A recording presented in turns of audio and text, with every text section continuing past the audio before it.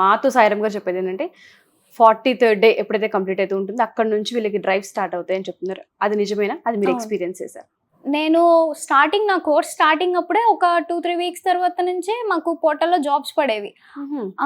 అప్పటికి నాకు అంటే ఆ కోర్స్ అప్పుడే జాయిన్ అయ్యాను కదా, ఆ కోర్స్ మీద ఆ సబ్జెక్ట్ మీద అంత నాలెడ్జ్ లేకుండా ఉండడం వల్ల నేను అప్లై చేయలేదు. వితిన్ 1 monthలో ఏం రాదు కదా. సో ఒక 2-3 months తర్వాత నేను అప్లై చేయడం స్టార్ట్ చేశాను. 2nd month నుంచి ఆగస్ట్లో నాకు డ్రైవ్ వచ్చింది ఇక్కడ హెచ్సిఎల్లో. అటెండ్ అయ్యాను. దాని రిజల్ట్ నాకు వెంటనే వచ్చింది. నవంబర్ కల్లా నాకు హెచ్సిఎల్లో జాబ్ వచ్చింది.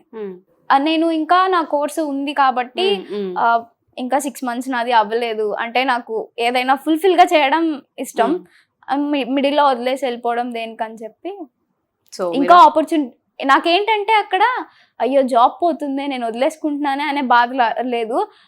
ఇంకా ఉన్నాయి పోర్టల్లో మాకు ఆపర్చునిటీస్ చాలా ఉన్నాయి. ఎందుకు పోగొట్టుకోవడం అనే బాధ అయితే నాకు లేదు. వేరే వస్తే నేను క్రాక్ చేస్తాను అని.